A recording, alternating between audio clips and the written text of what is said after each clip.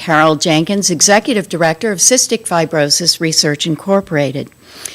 This Discovery Series was developed in collaboration with Camille Wasowich, nurse practitioner at the Stanford CF Adult Clinic. It was designed to make vital CF information accessible to the CF community.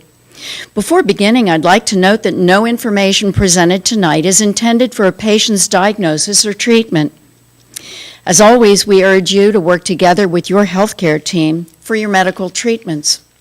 Tonight, we are looking forward to our presentation on tools for managing diabetes, an introduction for the CF community.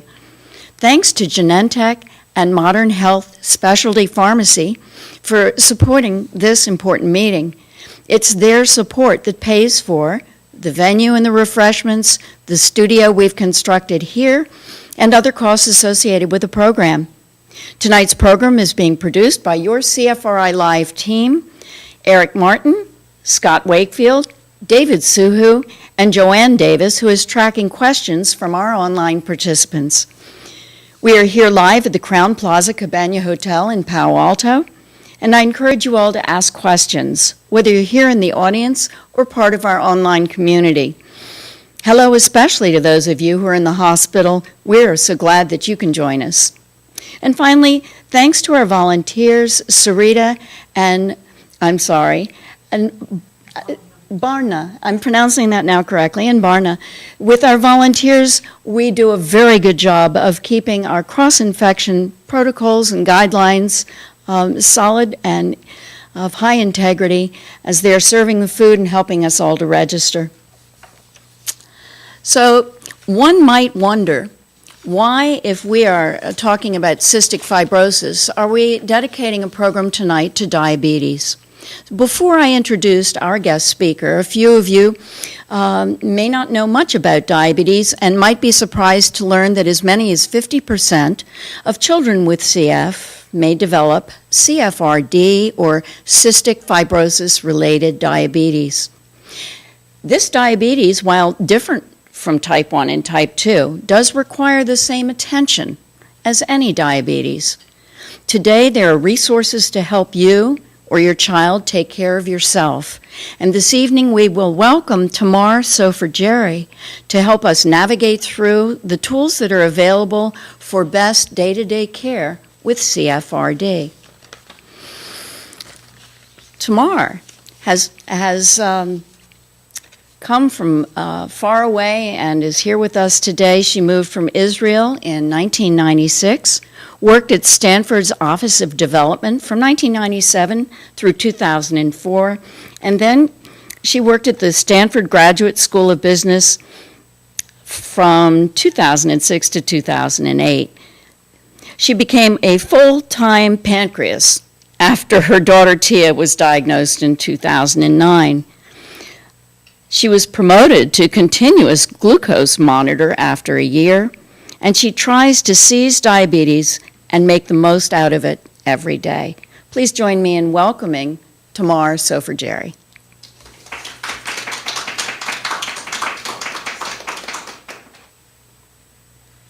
Good evening, everyone, and thank you for coming. Thank you to everyone who's watching online as well. Thank you for that introduction, Carol. I've learned so much from you personally and from CFRI that I'm quite honored to be here today to share what I know about diabetes with all of you. As Carol mentioned, my daughter Tia was diagnosed with type 1 diabetes in 2009. She's on the left there, with her good friend Katie Kraft, who also has type 1 diabetes. In 2010, I started Carb, a nonprofit organization whose mission is to build a supportive community that improves the quality of life and health of all those affected by type 1 diabetes. The Carb community fosters connections among people with diabetes, their loved ones, medical professionals, promotes learning, and develops strategies for thriving with diabetes. And we're happy to be able to provide our services also to the CF community. So my daughter was 8 when she was diagnosed, and she turned 13 last week. And honestly, right now, the fact that I have a teenager in the house is a lot more scary to me than the fact that she has diabetes. So I'd like to start with a few disclaimers and caveats. I'm a mom, I'm not a medical professional. All my experience here is based on my experience being a mother of a child with type 1 diabetes. Anything I say, you should check with your medical providers. The other thing I've learned about diabetes is that the more you know, the less you know. Diabetes will always throw you a curveball. So just when you think you've got something figured out, it'll change. And last, my biggest learning from diabetes is that you can't control it. You can do your best to manage it, but diabetes cannot be controlled. Everyone works hard at trying to figure it out and trying to get blood sugars within range. But as you'll see when we go along this talk, there are many things that affect blood sugars, and we have very little control over most of them. I also want to mention that I have no business affiliation with any of the companies whose products I'll be talking about or I've got here to show. I might mention the products my daughter uses, and that is not an endorsement or a recommendation for those. That's just what worked for us. But I'm happy to share information about any products that I know about. So before I start, I'd like to know how many people here have diabetes or have a child with diabetes? One. And you. And how many have had it for less than a year? None. How many might have prediabetes? No one. That's good. Excellent. So when dealing with the new diagnosis of diabetes, there are three things you need to help you adjust. And obviously these are true not just for diabetes, but for any diagnosis of a chronic illness or any kind of condition. The first one is get organized. You already have the advantage of having to manage multiple supplies, multiple prescriptions, and staying on top of refills. That's a huge plus. As you know from your own life, it can be quite challenging. And one friend came over after my daughter was diagnosed and said that she found advice online on how you can help a new family who's been diagnosed with diabetes. And the advice was clear out a shelf for all the supplies in their house. So I'm still clearing out shelves for our supplies. The next thing is get information. Obviously, doctors and medical professionals will provide information on how to manage diabetes. However, what I found is that the real experts on living with diabetes are the people who are living with it themselves. So that's why I seek out, and Carb DM provides opportunities for people living with diabetes to get together and learn from one another. There's also, of course, a lot of information online, and I always warn people not to read too much of what's online because that's where you find all the horror stories. I think it's especially true when you have type 1 diabetes, and most of the horror stories relate to type 2 diabetes, but there's never any kind of differentiation. My guess is that most people don't even know about CFRD, so it's all just lumped together. So read with caution. And the last thing I recommend is get support. Diabetes, like CF, is a full-time job. You can't take breaks from it, and you never get a day off. So you have to do what you can to take care of yourself and get support from the community. So with that, I've come up with 12 steps, a 12-step program, yet one more 12-step program, to help you get started and get organized and adapt and adjust to living with with diabetes, not just type 1. So the first thing you need to do when you get diabetes is you need to choose a pack. And it doesn't have to be a boring medical-looking pack. You can have fun with it. There's lots of bags out there. There's lots of tools.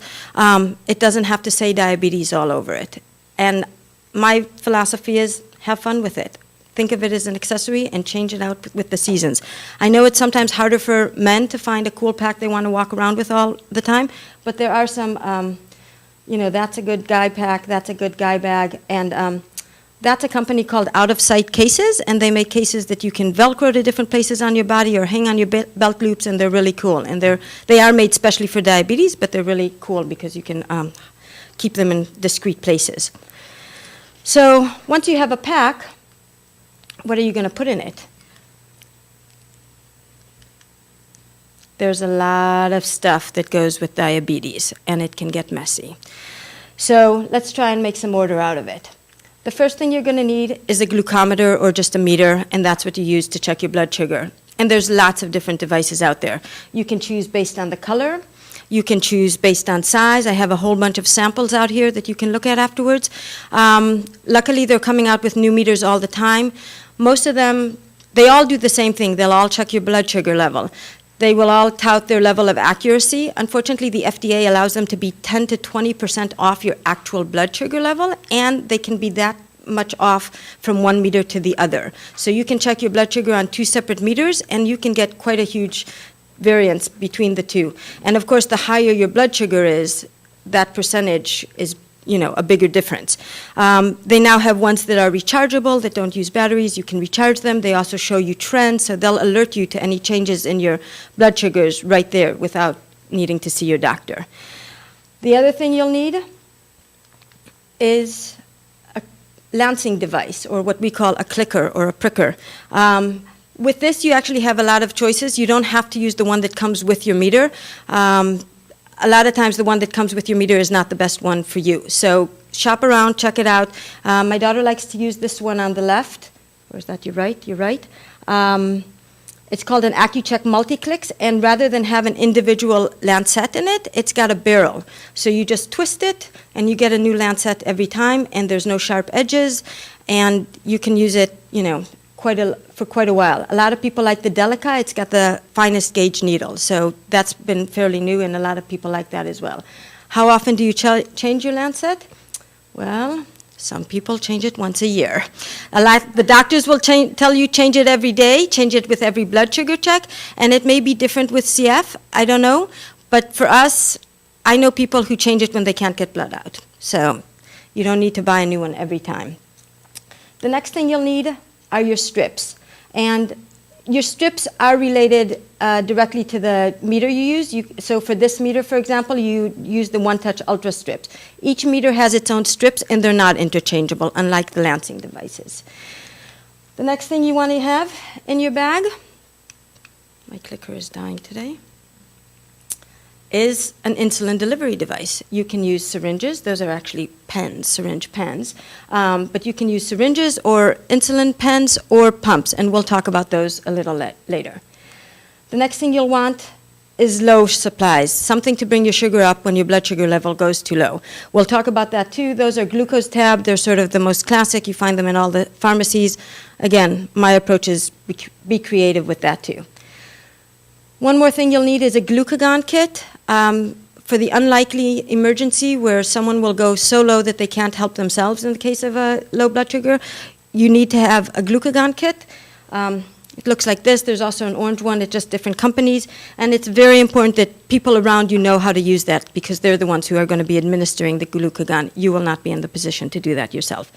And of course, the last thing you need in your bag is your insulin. Don't forget your insulin. And we'll talk about the different types of insulin in a minute. Any questions about that?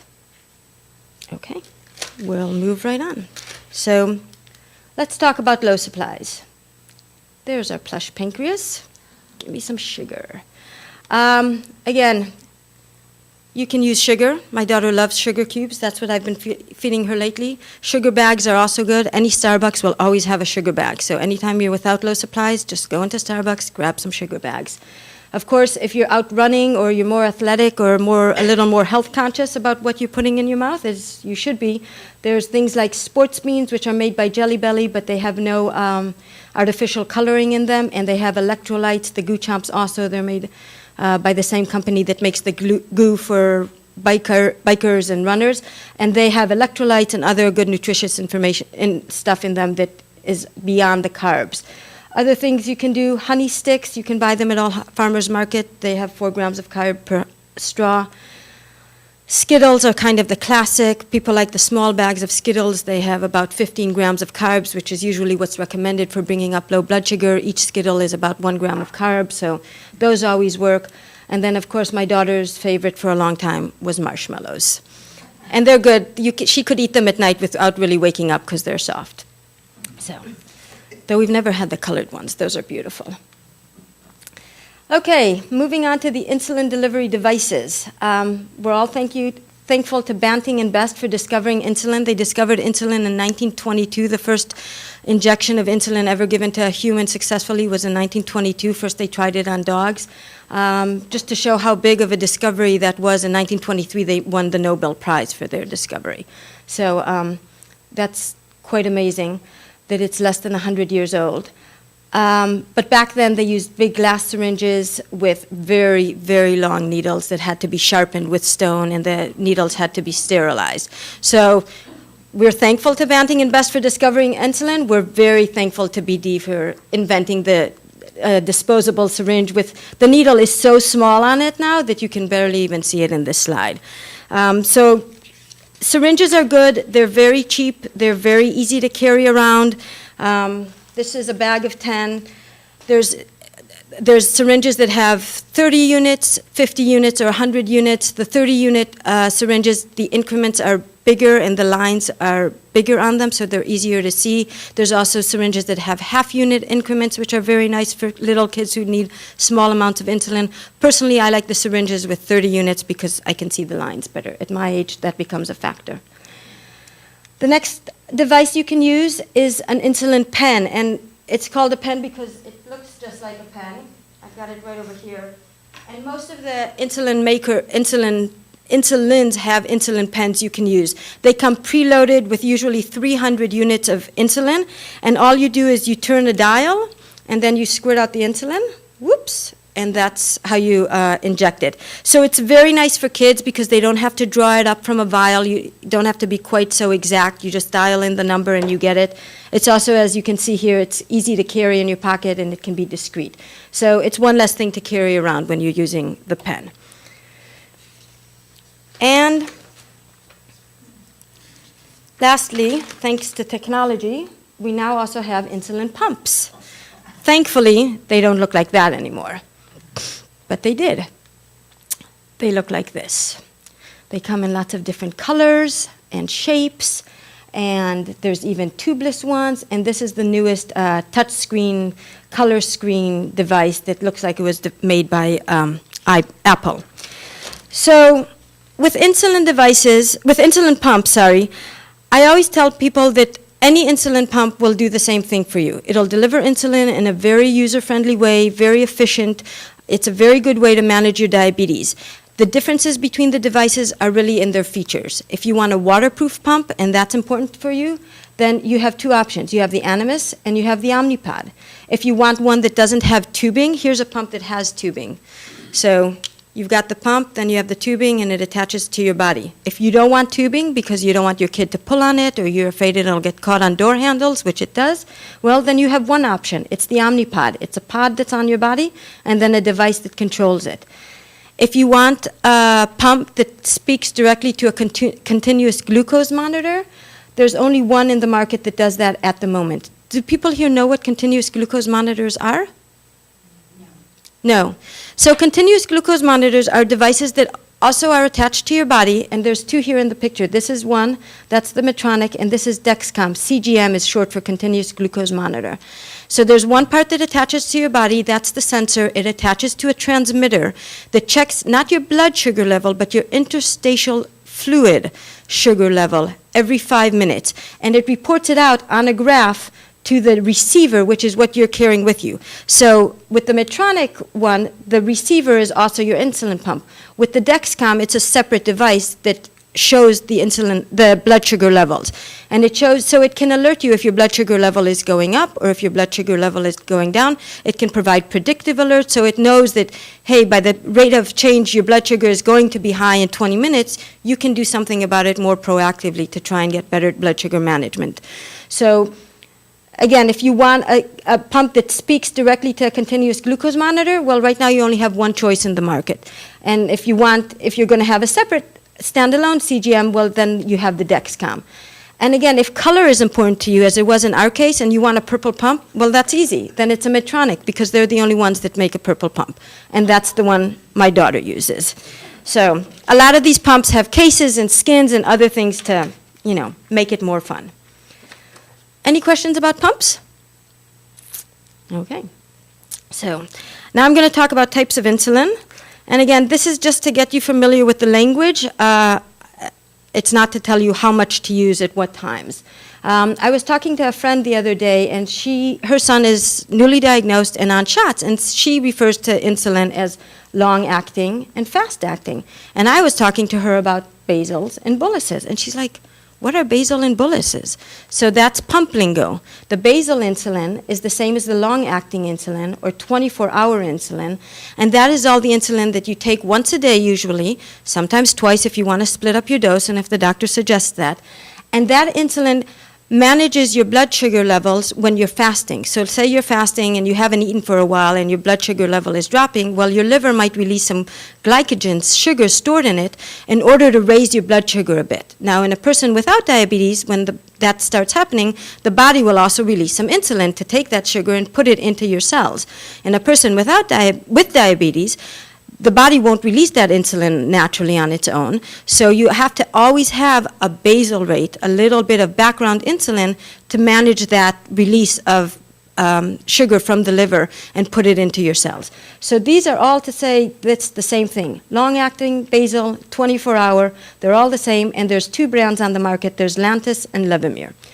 Fast-acting insulin, or a bolus, or mealtime insulin, is all the insulin you take kind of on demand. I'm going to eat a meal now. This is how many carbs I'm going to have. This is what my blood sugar is. Now I need to calculate my dose and take insulin. That is a bolus. You press a button on your pump, you inject a syringe, you take your insulin for that meal. So that's the difference between long-acting and fast-acting, and the brands on the market currently are Humalog, Novolog, and Apidra, and they're all made synthetically, as opposed to the days of Banting and Best, where insulin was derived from pork and beef pancreases. And there's a lot of people, thankfully today, who grew up taking pork and beef insulin and have since switched to the synthetic made ones. So those are our types of insulin, and now we come to the really hardest part, I think, about diabetes, and that's the math. There is so much math involved in diabetes. What is amazing is to see these little kids who are managing their diabetes calculate really complicated ratios intuitively because they're doing it all the time without even thinking about it. So diabetes, there's two numbers we focus on. We focus on carbs, and that influences our carb ratio, and we focus on our blood sugar, and that influences our sensitivity ratio. So what are both of those ratios? So our insulin to carb ratio is how much insulin do we need for X grams of carbs. So for one person that might be 1 to 10, so 1 unit of insulin for every 10 grams of carbs. And for another person that might be 1 to 20, so the same unit of insulin might manage their blood sugar even if they're eating 20 grams of carbs.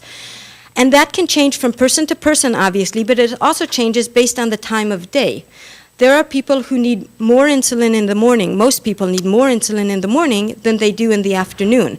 So, for example, my daughter's insulin to carb ratio is 1 to 10 in the morning and 1 to 20 in the afternoon. So I like to use weaker and stronger to explain the ratios, because when I say a higher ratio or a lower ratio, I never know if people are talking about more insulin or less insulin. So when I say weaker, I mean that I know that means they're getting less insulin. When I say stronger, I know that means they're getting more insulin. So that's the insulin to carb ratio. So for example, as I was saying, a weaker ratio would be 1 to 20, where they're getting less insulin for those same 20 grams of carbs. A stronger ratio would be 1 to 10, where they're getting 1 unit of insulin for 10 grams of carbs. And I'll give you an example in a minute of how we use that in real life.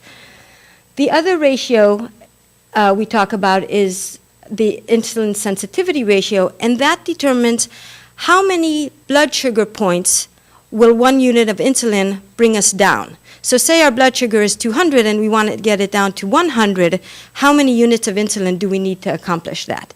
So again, a weaker ratio would be 1 to 100, for example, where 1 unit of insulin brings someone down 100 points. Someone who needs more insulin would have a ratio of 1 to 50, and 1 unit of insulin only brings them down 50 points. So for those same 100 points that we need to come down, they would need 2 units of insulin. Does that make sense? I'm going to give you an example now that hopefully will explain this better. But this is the hard part about diabetes, the math. Okay, so let's say we're having our morning snack. So we look at carbs, because that's really all we're interested in when it comes to diabetes. I know that CFers look at a lot of other things, but we sometimes forget. I sometimes look at something and I ignore the calories, I ignore the fat, and all I'm focused on is on the carbs. So this bar has 19 grams of carbs, which I'm going to round up to 20 for the sake of this exercise. And the blood sugar you just checked is 206, which I'm going to round down to 200, again, for the purpose of this exercise. So here we have our two ratios, our weaker and our stronger. And here's our granola bar that has 20 grams of carbs. Our BG is 200 and our target is 100. And now we're going to calculate the dose. So Jane, who's 6 and doesn't need quite as much insulin, her insulin to carb ratio is 1 to 20. So how much insulin is she going to need for that 1 bar of granola? I'll give you a hint. It's 1 unit. So she's got 1 unit of insulin for 20 grams of carbs. She's eating 20 grams of carbs, so she needs 1 unit of insulin. Now, in order to drop her blood sugar 100 points, her insulin sensitivity ratio is 1 unit is going to drop her 100 points. So how much insulin would she need for that? 1. Excellent. You guys have got it. And together? Perfect. You got it. So now let's do John, who's 15, and he's a big athlete and needs a lot more insulin. He's having the same granola bar, but his insulin to carb ratio is 1 to 10. How many units of insulin would he need just for the granola bar? 2. And I made this easy. And his insulin sensitivity is 1 unit drops him 50 points. So how many units is he going to need? 2, for a total of 4 units. So I hope that explains it a little better. Does anyone have questions about that? The ratios and how we calculate it? And I don't know, I mean, I'm assuming that you use the same parameters to calculate doses when you have CF, because that's usually how you do things with diabetes, but do you have a question? My question was on the screen that you have prior. Oh. Excuse me, if you have a question, this will help people. Okay. Oh, sorry. My question was on the screen prior. Yes. How would it be determined whether or not someone takes their insulin long-acting versus mealtime only? Okay, so that's a good question. Long-acting, you take, as I said, usually once a day, sometimes twice a day, if it's a big dose and the doctor suggests splitting it. And that you take usually at a regular time every day. So it could be, 7 o'clock in the evening or 10 o'clock at night or 7 o'clock in the morning, and it isn't tied to a meal. So you can take it with a meal, but it has nothing to do, you don't do any of these calculations when taking that dose. It's a predefined dose by your doctor, and the doctor might change it based on your needs, but it's not determined by how many carbs you're eating or your blood sugar at any certain time. And that's a set dose. And this insulin that you're taking for a meal would be your fast-acting insulin, your mealtime insulin, your bolus on a pump, or your Novolog, Apidra, or Humalog that you take with every meal, and it's fast-acting. And why they call it long-acting and fast-acting is because of how long it stays in your body and when it peaks. So the 24-hour insulin, it gets to its full activity probably about, and every research will tell you something different, but 8 to 10 to 20 hours, and then it comes out of your body 24 hours later. Whereas fast-acting insulin gets into your body, starts working within 30 to 60 minutes, peaks, and is usually out of your body by about 3 hours. So that's meant to match the food that you eat. And that's trying to mimic what your body does. As soon as you start thinking of food, your body starts releasing insulin. And that matches it and takes that sugar and puts it into your cells. I didn't explain what diabetes is because I assumed everyone knew, and why we take insulin. Should I go back and explain why we take insulin? What? It's the lack of insulin. It's the lack of insulin, yes. When people with diabetes, whether they have CFRD, type 1 or type 2 diabetes, the problem is that their body either doesn't produce any or doesn't produce enough insulin. Insulin is required in order to put glucose that is in your bloodstream into your cells. Without sugar in your cells, your body cannot function. It doesn't have energy. So that's why we need insulin. Insulin is the key that unlocks the cells and puts the glucose into them. So because people with either CFRD or type 1 or type 2 diabetes don't have enough or don't have any insulin being produced within the body, they have to take it from the outside. And what we're trying to do is mimic what the pancreas does. And humans can never do it as well as, from the outside, as well as it's done on the inside. Okay. I hope that helps. Sorry, I made an assumption. Any questions up till now? Any other questions? Yes? I do have one from the online audience that maybe we could put in here since it kind of goes down to the very basic. One of our online viewers says that doctors use the term CFRD. Is the term type 1 and CFRD interchangeable if you are diagnosed as an adult? I wouldn't know for sure. So type 1 diabetes is what used to be called juvenile diabetes. It's an autoimmune disease where the body mistakenly attacks the beta cells in the pancreas that produce insulin. And therefore the body doesn't produce any more insulin on its own, and they have to get it from the outside. The reason they don't call it juvenile diabetes anymore is for a few reasons. One is 50% of those diagnosed are over the age of 18, so they're not juveniles. So that led to a lot of misdiagnosis of adults as having type 2 diabetes, which is normally diagnosed in adults, instead of diagnosing them correctly as having type 1 autoimmune diabetes. The other reason is that everyone who's diagnosed with type 1 diabetes, whether they're a child or an adult, will have it for life. So they may have been diagnosed as a kid, as a juvenile, but then they grow up to be adults, and people are like, how could you have juvenile diabetes? You're an adult. And people also thought that it was a juvenile disease and you outgrew it as an adult, which you don't. So the term was the terminology was changed, and they used type 1 diabetes for the autoimmune disease. And in that one, there's no production of insulin.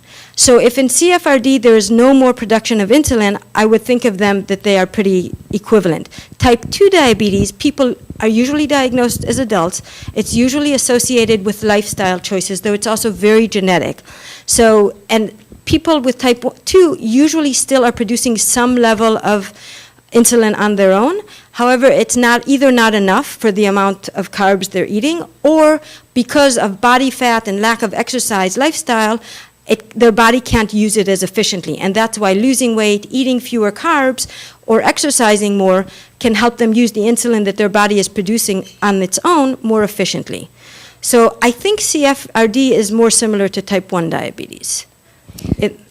And I would, I'm going to make sure I'm on. I am on. I would like to add that for somebody who's curious to understand better the differences between CFRD and type 1 and type 2, there are resources out there, and they can give our office a call, or we can lead them to clear definition. I do know there are differences, and at this point I think that would be a topic for another discussion. There are differences. And bring your questions to us at CFRI, and we'll direct you to other resources that can clarify. Thanks. And as I said, my experience comes from the world of type 1 diabetes. So let's just skip through all of these quickly and get back to diabetes and exercise. So the usual caveats. Before starting any exercise routine, check with your doctor. Exercise is, of course, good for everyone, and it really helps to keep blood sugar levels down. There are a few things to know about exercise and take into consideration before doing it when you also have diabetes. So exercise can affect your blood sugar for many hours, both during exercise, but also for many hours after you exercise. Some people will see its effects 24, even 48 hours after you exercise. So you really need to be aware of that and check often and check a lot, which is the same when you're exercising. So I always say check early, check often. You want to check before you go out to exercise, whether you're going to run, walk, work on a treadmill, do weights.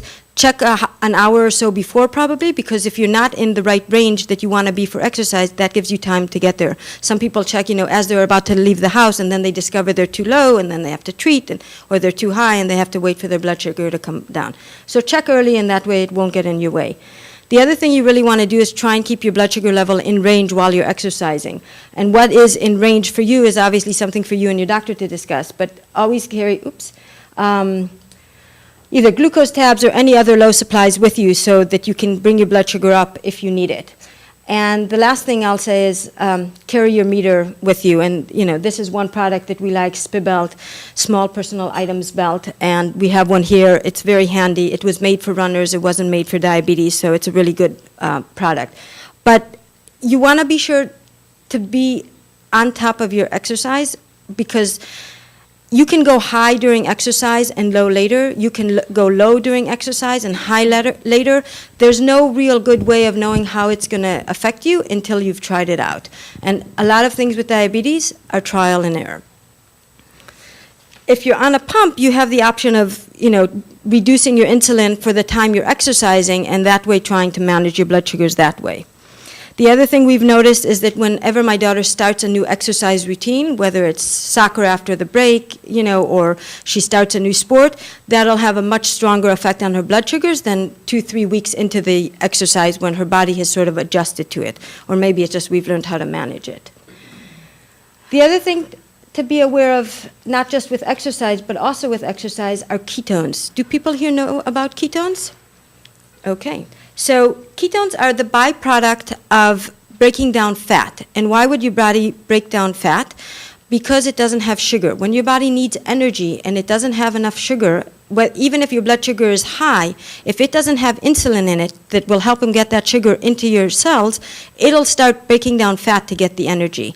One of the byproducts of that fat breakdown are called ketones. Ketones can be very dangerous because they can lead to what's called diabetic ketoacidosis. And a lot of people who are undiagnosed with type 1 diabetes or type 2 diabetes and have high blood sugars for prolonged periods of time will have ketones in their blood and then could get to diabetic ketoacidosis, which could lead to coma. So it's definitely something you want to avoid. And they're very easy to check. There's 2 ways of checking. You have urine strips, which again, I've got here a sample. And then there's a ketone meter that checks your blood ketone level just the same way you would check a blood sugar level. So you prick your finger, you put blood on a strip, and that way you check your blood ketones. The advantage of the blood meter, ketone meter, is that it's fast. You can check it while people are asleep. You don't have to wake them.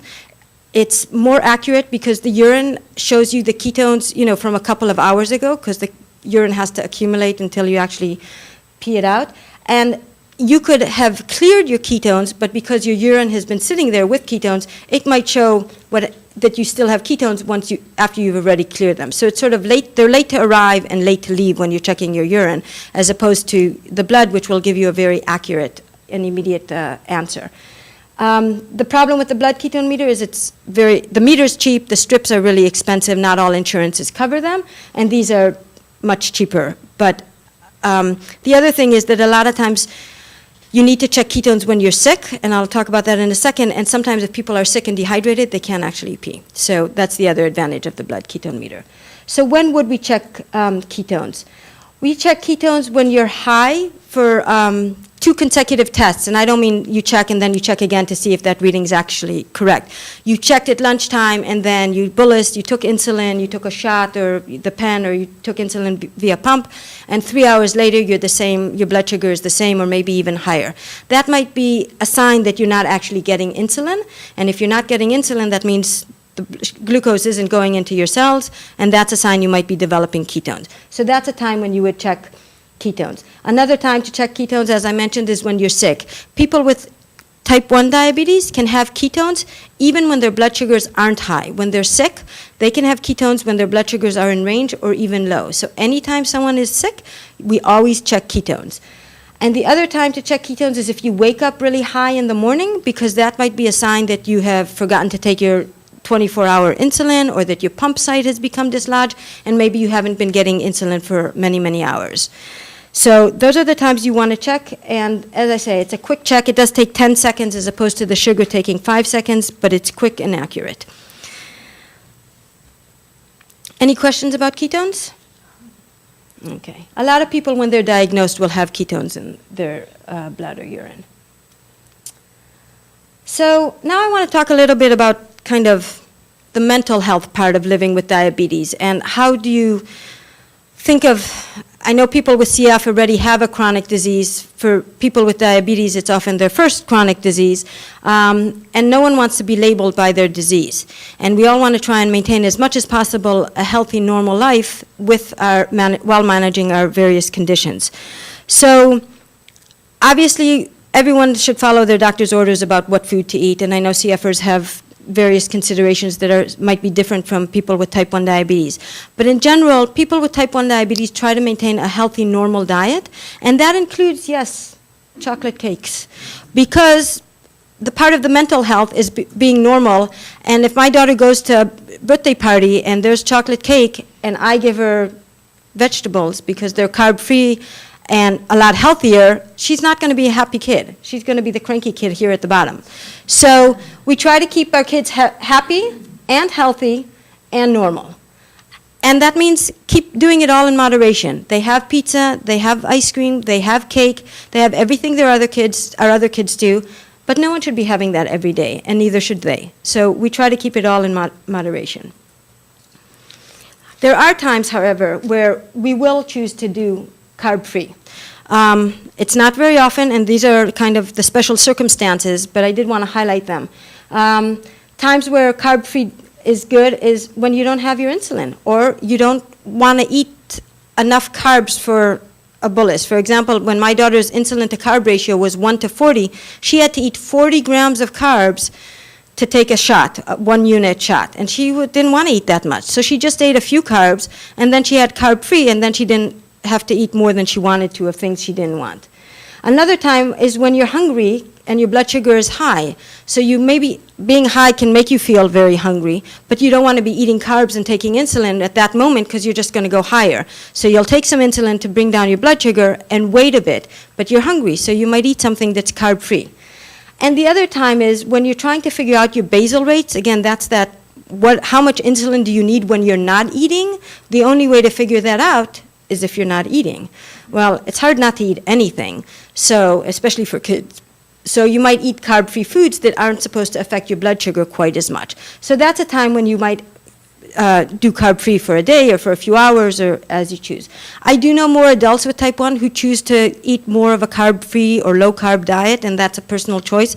But as I said, I know plenty of adults who live and balance their diet just like all the rest of us.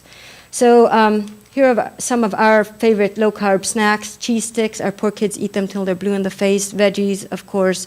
Nuts are pretty much carb-free. Seaweed and beef jerky. Those are kind of our staples of carb-free foods.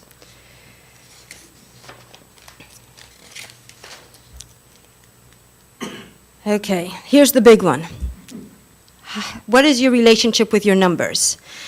Everyone who has diabetes is checking their blood sugars probably 4 to 14 times a day.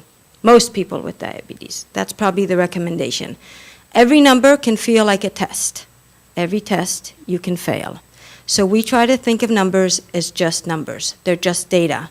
And data is knowledge, and knowledge is power. So BG numbers are not a judgment. They're data on which to make decisions. Similarly, there are no good numbers and there's no bad numbers. If you're high, that's information. You know what to do. You can take insulin and bring that blood sugar down. If you're low, you can eat something and bring that blood sugar down, up. We say the only bad numbers are those you don't check. If you don't know them, you can't do anything about them. And you've noticed throughout this presentation, you'll notice throughout my life, I never asked my daughter to test her blood sugar. You can't fail a check.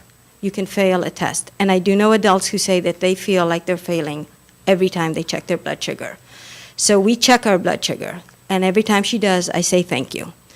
And we move on. And if she's high, it's insulin. And if she's low, it's sugar. And we move on. And we don't make a big deal out of it.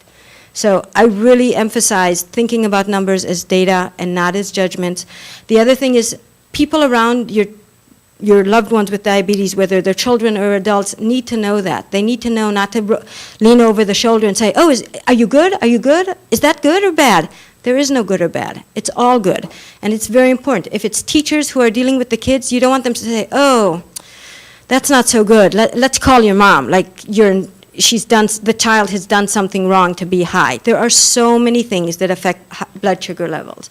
There's exercise, there's stress, there's lack of sleep, there's illness, there's hormones, there's steroids. And each person who's got CF and might be taking steroid medication, their blood sugars are going to be high, and it doesn't matter what they do. Their blood sugars will be high. So it's not something people do wrong or right. Diabetes can drive you crazy. Their pancreases don't work. So I really emphasize that, and I try to teach that to anyone who comes in contact with our kids, to really teach them that as well. I know a doctor who's had diabetes for about 30 years, and all she does, she's a diabetologist, that's all she does. She says there's 1,000 things that raise your blood sugar. There are 2 things that lower it, insulin and exercise.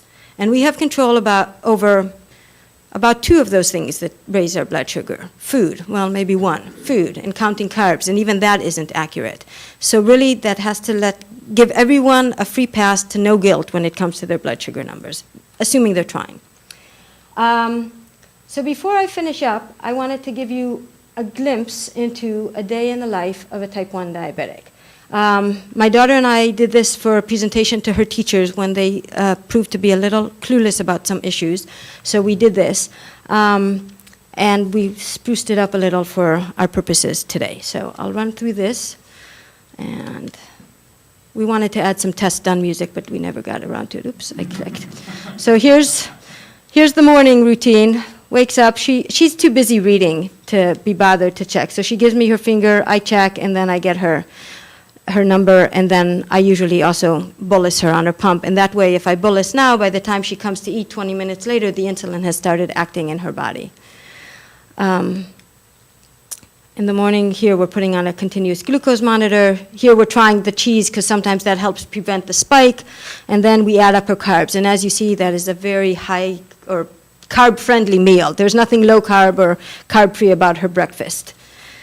For lunch, we weigh, we measure, and we mark her lunch containers with how many carbs. We don't add it up. A, it's a good exercise for her in the math, and B, she might choose to mix and match in what she wants to eat, so we let her do the math herself. But that's how we mark all the food she takes to school. So she can't trade with other people at the lunch table? She can't trade with other kids. And that's a problem.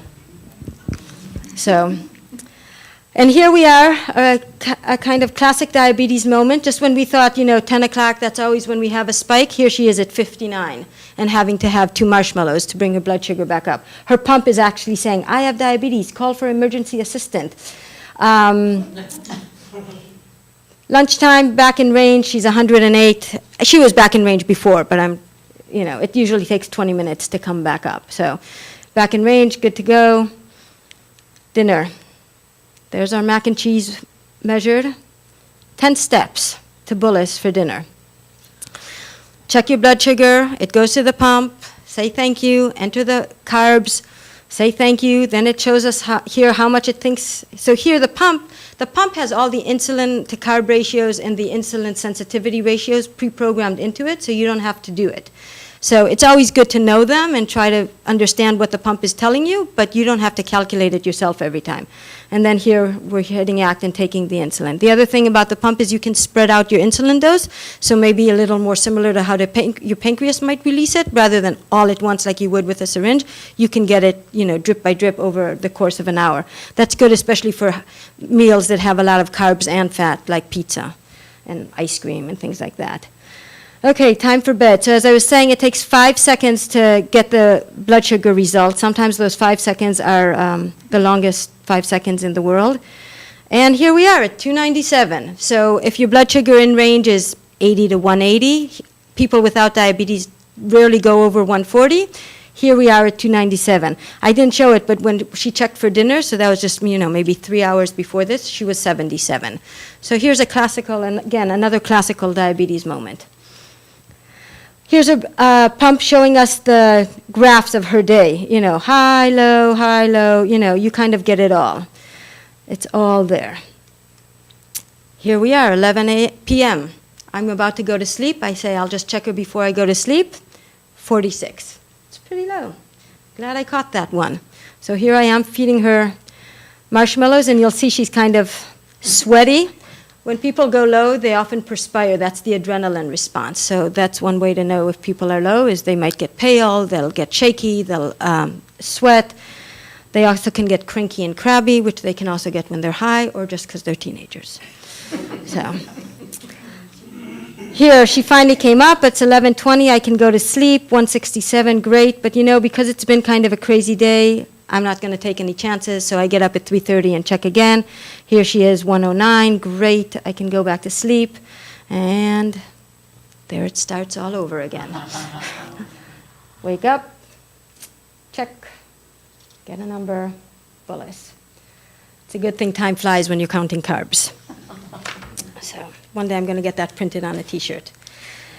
So before I wrap up, I did want to show you some resources that are available for support. I put them in alphabetical order, but of course I'm biased towards CarbDM, my organization. But American Diabetes Association, it supports research for type 1 and type 2 diabetes. It provides a lot of educational information and resources that you can use when working with schools or coaches and things like that. It has information online. It can send you information. It also does a lot of advocacy and provides legal protection for people with diabetes, I think all types of diabetes. The Behavioral Diabetes Institute, it's in San Diego, but they have wonderful resources online. They support the psychosocial and emotional side of diabetes for both the people with diabetes and their loved ones, and they have great resources online. CarbDM, we do monthly programs for people of all ages with diabetes, from toddlers to adults, caregivers, and we do a speaker series, not quite like the Discovery series. That's what we hope to be when we grow up. But all those talks can be of interest to anyone with diabetes, and everyone is, of course, welcome. Diabetes Hands Foundation, they're based in Berkeley. Their two biggest programs are 2 Diabetes and S2 Diabetes, and those are both online communities for people with diabetes. They have forums on there for different types of diabetes. I'll bet there's a CFRD forum on there, and if there isn't, someone should start one. DYF.org is an organization that does camps and year-round programs for people with diabetes. I know CFers can't go to CF camps anymore, but I'll bet anything they could come to a diabetes camp. And I did talk to a girl who was out in Livermore who was considering coming to a diabetes camp. And then JDRF used to be called Juvenile Diabetes Research Foundation. Now they just kind of go by the acronym of JDRF, and you can see they have the type 1 kind of hiding in their new logo there. And they're focused really solely on raising funds for research for type 1 diabetes. They're the largest funder outside of the government for research into cures and treatments of type 1 diabetes. I'm sure there's lots more resources. There are millions of bloggers out there on all things diabetes. These are just some of my favorite. And then I'm just going to recap my 12 steps. Get a pack, fill it up. You've got the supply list. Low supplies, choose your option for insulin delivery devices. Figure out which types of insulins you use. Understand ratios and how to calculate doses. Understand how to exercise with diabetes and know what you need to consider when doing that. Know when you need to check ketones and check them when you need to. Maintain whatever healthy diet is right for you. Have some carb-free snacks on hand for those times when you might need them. Develop a healthy relationship with your numbers. I cannot emphasize that enough. And get support. So thank you all very much. I'm happy to answer questions, and I'm happy to show any of these supplies I have here. Thank you very much. Thank you. Does anyone here have any questions? Yeah, here's my information.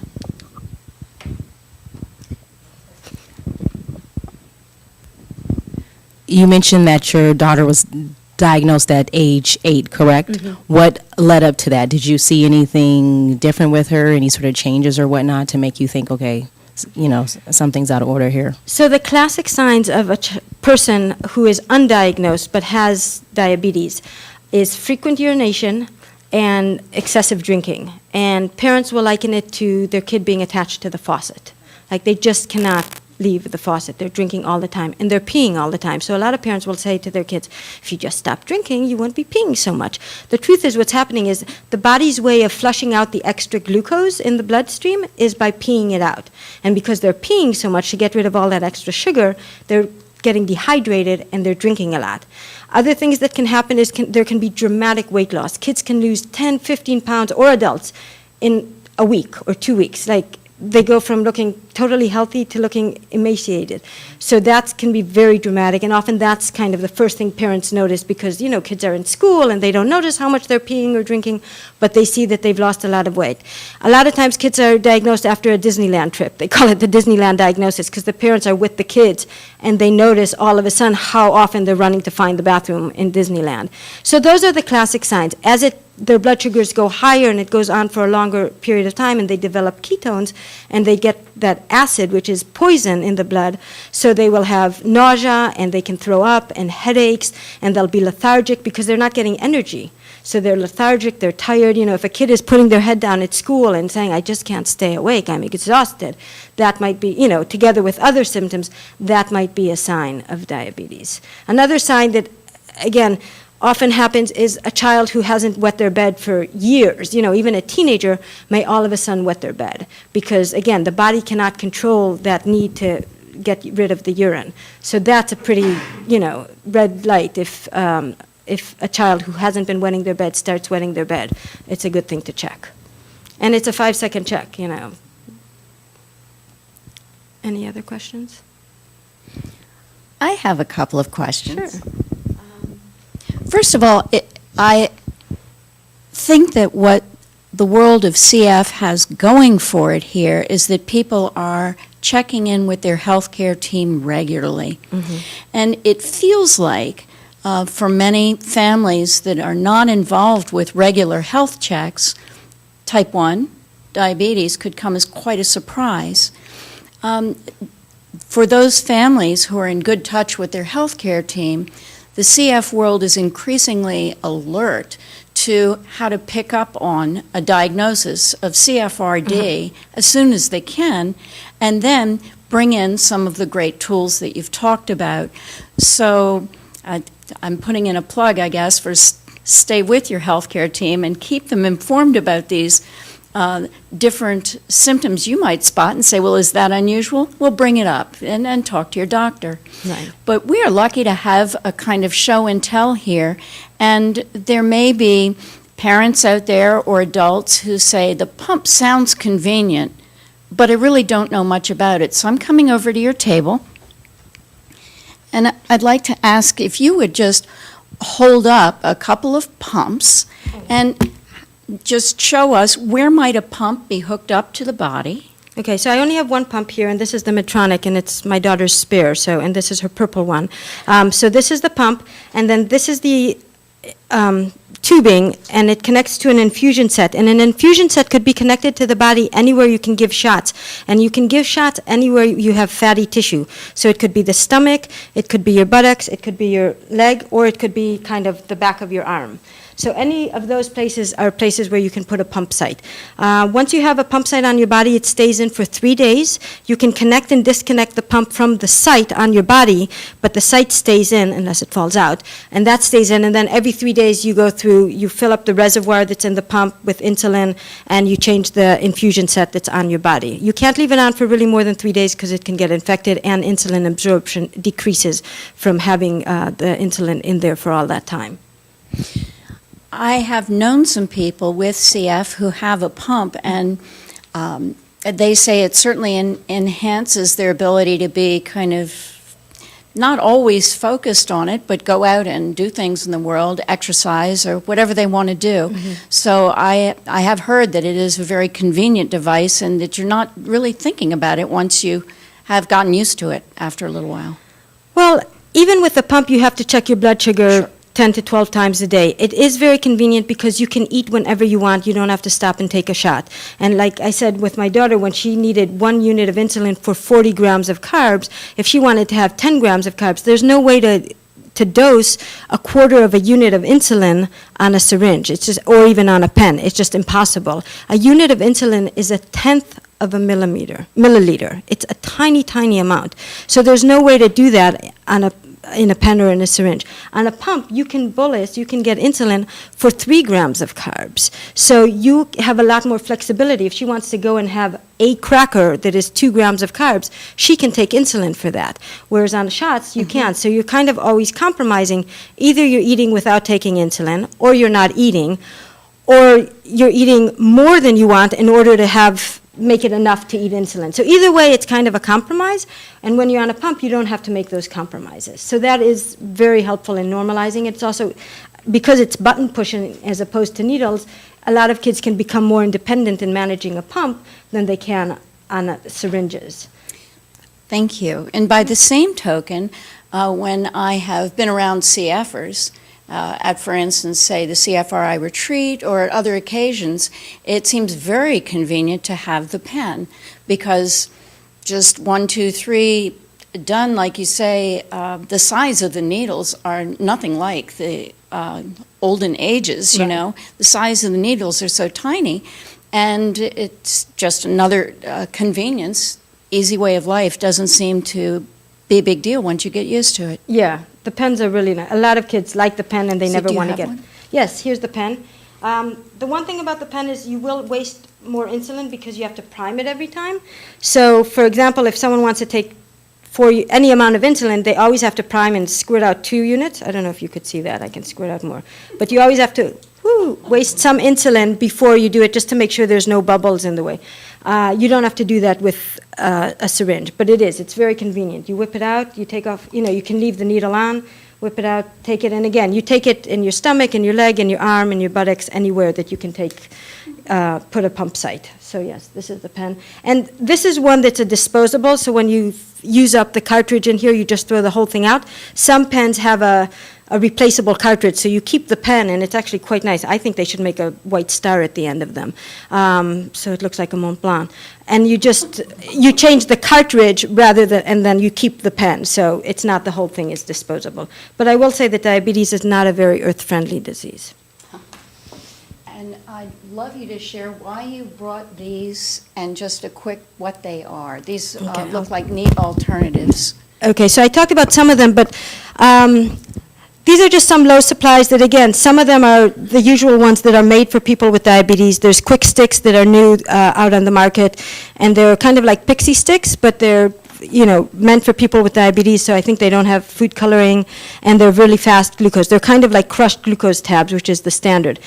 This is, again, an example of something that isn't meant for diabetes. It's a honey drop, but again, it's easy to carry with you. It's 4 grams of carbs, and it's a little different from the usual.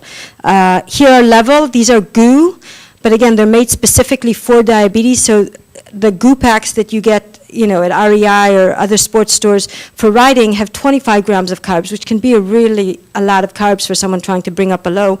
These are only 15, and again, they're specially formulated to be really fast-acting glucose. I have the honey sticks I talked about, GU chomps, which again have electrolytes and other things in them that are good while exercising.